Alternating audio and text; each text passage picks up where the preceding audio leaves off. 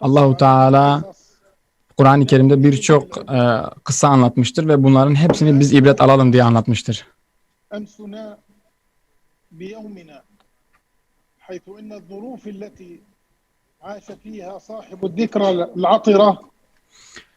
Tarihte Selahaddin Eyyubi'nin yaşamış olduğu o günler bizim de aynı yaşadığımız günlerle benzerlik taşımaktadır.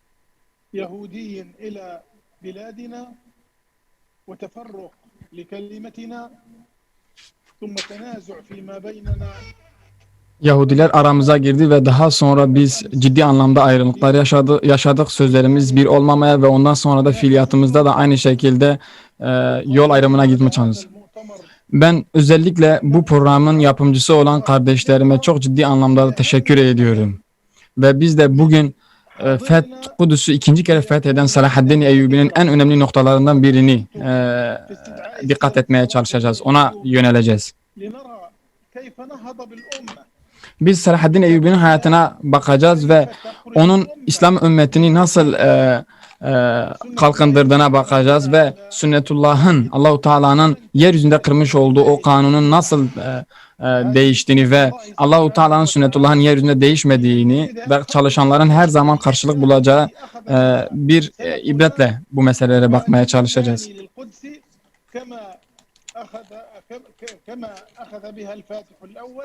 Biz Selahaddin Eyyubi nasıl Kudüs'ü ikinci kere fethettiğine bakacağız ve bu fetih nasıl gerçekleşecek biz de bu doğrultuda hareket edeceğiz. En önemli hususlardan bir tanesi Selahaddin Eyyubi'ye o zaferi kazandıran en önemli şey İslam ümmetinin birliğiydi ve Selahaddin Eyyubi bunun üzerine ciddi anlamda çalıştı. İlkin Mısır'da ciddi anlamda bir temkin gerçekleştirdi. Daha sonra da Arap toplumunu bir araya getirdi. Onların birliğini kurdu.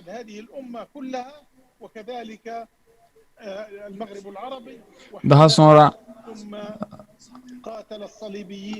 sonra İslam ümmetinin birliğini gerçekleştirdikten sonra Kudüs'ün fethine gitti.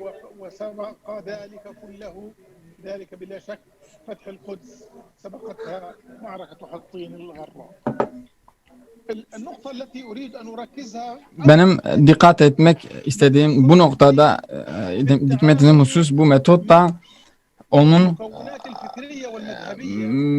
Selahaddin Eyyubi'nin mezhepsel ve fikirsel anlamda İslam ümmetinde bulunan tüm yönelimlere karşı olan muamelesiydi.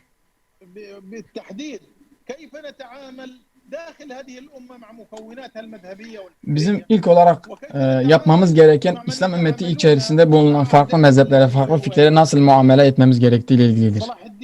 Selahaddin Eyyubi Sünni bir insandı, Şafii bir insandı.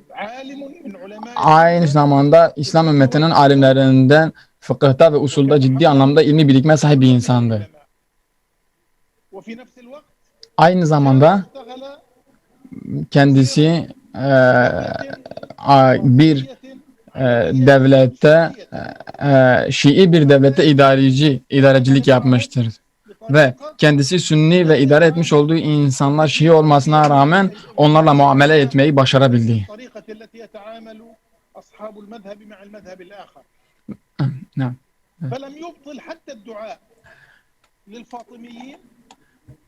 Evet, Fatımilere, Mısır'dayken Fatımilere duayı bile kesmedi.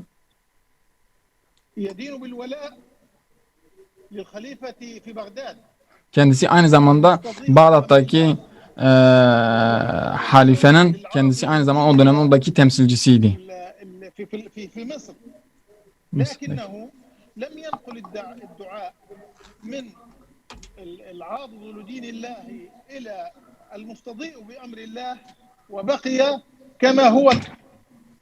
Kendisi Selahaddin Eyyubi Mısır'dayken hutbelerde kendisi Bağdat halifesine de Şia'nın oradaki temsilcisine duayı iptal etmedi. Aynı zamanda ona da duada bulunuyordu. Ve Selahaddin Eyyubi'nin yapmış olduğu bir şey farklı bir mezhebe olan ihtiram ve saygıdan ötürüydü. Ve bizim de İslam ümmeti olarak yapmamız gereken şey diğer mezhebi ve fikri yönelimlere karşı ihtiram içerisinde olmalıdır. الحاكم بالقاهرة فهم في المؤسسة ولكنه لم يلغيها بقيت يعني ردحا من الزمان حتى Evet. تغير الأمر. Ve kendisi Mısır'ın hükümetini zaman geçtikten sonra ancak değiştirebildi ve kendisi kendi aramızda nasıl muamele etmemiz gerektiğini ciddi anlamda başarabildi. ولا فيها قتال لا يقتل بعضنا بعضا Bizim من أجل birbirimizi أي هدف öldürmememiz lazım herhangi bir sebepten olsa bile. إنما تعامل مع من يتعامل مع أعداء الله سواء Ama الإمارات Allahu Teala'nın التي düşmanlarıyla muamele içerisinde olma, ilişki içerisinde olduğunda ise الحجيج وهو هذا الرجل الذي حاول وهو سني وشديد kendisi التعصب لمذهبه e, لكنه حينما تعامل مع kendisi çok mezhepçi bir sünni kişiyle muamele ettiğinde ama düşmanlığından ötürü çok daha farklı bir şekilde muamele etmiştir. Bundan ötürü söylüyoruz özetle الذين خالفوا شعوبهم اللي e, خالفوا شعوبهم هؤلاء kendi halklarına karşı hareket eden tüm emirle tüm والشعوب بقيت هكذا ve حينما halklarıyla aynı mezhebi yaşayan ömera olmuştur, hükümler olmuştur. إلى دمشق وأزالوا ذلك الأمراء الذين كانوا يتعاملون ويعطون الجزية للصليبيين فرح أهل دمشق واستقبلوهم بحفاوة لأنه هكذا هي الشعوب كلها نبضها نبض واحد إن هذه أمة Halkların sesleri birdir ama onları yöneten insanlar, hakimler, hükümler ise farklı düşünmektedir. الذين يتعاملون مع الاحتلال Ve bugün maalesef Siyonizmle ilişki içerisinde olan ilişki içerisinde olan hiçbir hakimin, hiçbir hükümün, hiçbir liderin tarihte hiçbir izi, hiçbir eseri kalmayacaktır. İslam ümmetinin tarihinde kalacak olanlar Kudüs davasına yardımcı olandır. Filistin halkıyla beraber olanlardır. Ve aynı şekilde Haçlıların Filistin'i işgali zamanı içerisinde hiçbir Müslüman o dönemde Haçlıların o meşruiyetini kabul etmemiştir.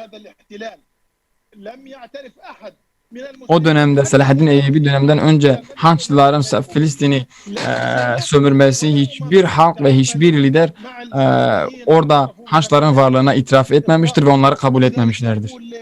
Bundan dolayı ben şu an Filistin'le işbirliği içerisinde olan tüm liderlere sesleniyorum ve bu zulüm kesinlikle ama devam etmeyecektir ve sizin tarihte hiçbir eseriniz ve hiçbir izniniz kalmayacaktır. Bu ümmet kardeşlerim, bu ümmet evet tökezleyebilir, küçülebilir ama hiçbir zaman yenilmez ve her zaman zamanla ve zaman içerisinde kesinlikle bir daha zaferini kazanacaktır. Ve ümmeti bir daha diriltecek olan şey de Kudüs davasıdır ve tarih boyunca da böyle olmuştur.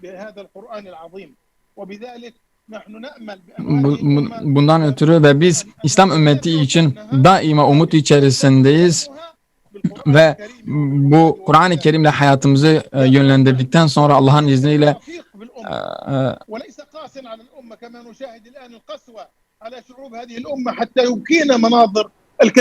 Selahaddin Eyyubi bu İslam ümmetinin başına gelmiş bir musibet değil, bugünün hükümlerinde olduğu gibi. Bilakis İslam ümmetinin izzetini kaldıracak bir kişiydi. Halid bin Velid Kudüs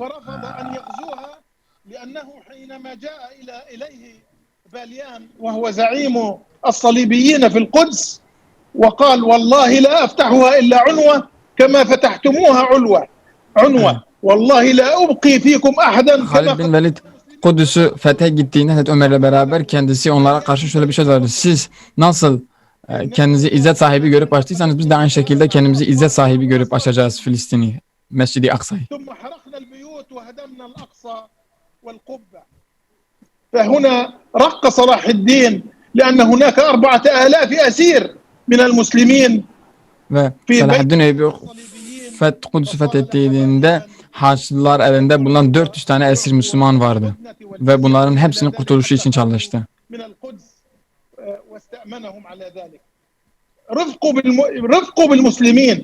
Müslümanlara karşı ciddi anlamda bir inceliğe sahipti Selahaddin Eyyubi.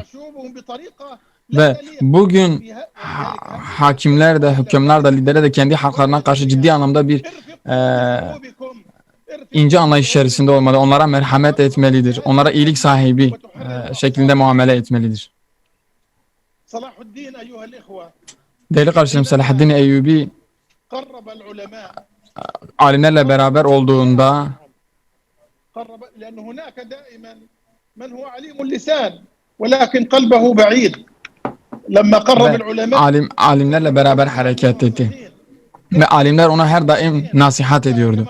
Ve kendisi alimleri yanına aldığında yapmış olduklarını meşrulaştırmak adına değil, kendisine nasihat edilmesi için yanına aldı. Onun için İbn-i Şeddat Selahaddin Eyyubi tarif edince şöyle diyor: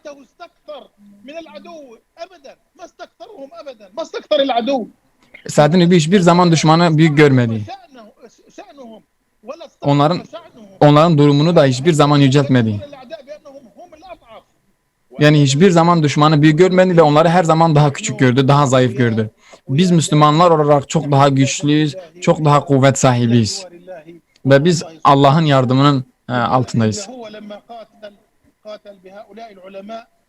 Ve onlar alimlerle, Selahaddin Eyyubi alimlerle beraber savaştığında hiçbir zaman düşmanlarını büyük görmedi. Kendilerini her zaman güçlü, daha kuvvetli gördüler. Ümmet için zafer adına uğraşanlar Allah-u Teala onları zafere ulaştıracaktır. Onu İslam ümmetini güçlendirecek, birliğini sağlayacak şey ve izzetine sahip olacak kişi, Allah-u Teala'nın izzete getireceği kişi odur. Allah-u Teala'nın bu dinin izzeti için çalışanı da Allah-u Teala izzetli kılacaktır Allah'ın izniyle.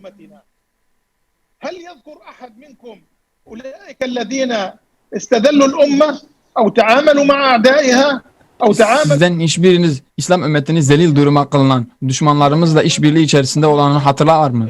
Bundan ötürü biz bu ümmetinin birliği için çalışacağız. Ümmetin güçlü olması için çalışacağız. Ve bunun için çalışanı da Allah-u Teala izzetli ve şerefli kılacaktır. Aynı şekilde tarihin de kendisini zikredeceği kişi bu İslam ümmeti ve Filistin davası için çalışan olacaktır. Ve tarih hiçbir zaman bu dine, İslam ümmetine ihanet edeni zikretmeyecektir ve tarihini almayacaktır. Mescid-i Aksa ve Kudüs şu an Filistin toprakları İsrail ihtilali altındadır. Ve şu an Yahudilerin bugün sayısı 7 milyondur. Ve biz İslam ümmeti olarak 1,5 milyarı geçmiş durumdayız. Ve biz İslam ümmeti olarak buna nasıl bakmalıyız ve nasıl bir ilişki içerisinde olmalıyız, nasıl çalışmalıyız? Ve Kudüs'e dönük çalışmalar her Müslümanın sorumluluğudur. Ve her Müslüman Filistin davasına karşı bir sorumluluk sahiptir. Ve hepimizin boynumuzun borcudur Filistin davası adına çalışmak. Ve Kudüs sadece Filistinlilerin bir meselesi değil, bilakis tüm İslam ümmetinin ve özellikle de İslam ümmetini yöneten yöneticiler ve alimlerindir. Ve sizin gördüğünüz gibi İkrime Sabri hepimizin yanındadır ve kendisi şu an Kudüs'ün ve Filistin halkının Kudüs davası için kendini nasıl feda ettiğini çok daha rahatlıkla onda görebileceksiniz. Ve oradaki kardeşlerimizin ne kadar mücadele ettiğini, malıyla ve canıyla kendileri nasıl feda ettiğini çok rahatlıkla görebilirsiniz. Ve burada sormamız gereken soru şudur. Ve hepinize buradan beni dinlediğiniz için teşekkür ediyorum. Ve hepinizi Allah'a emanet ediyorum. Esselamu Aleyküm ve Rahmetullahi ve Berekatuhu.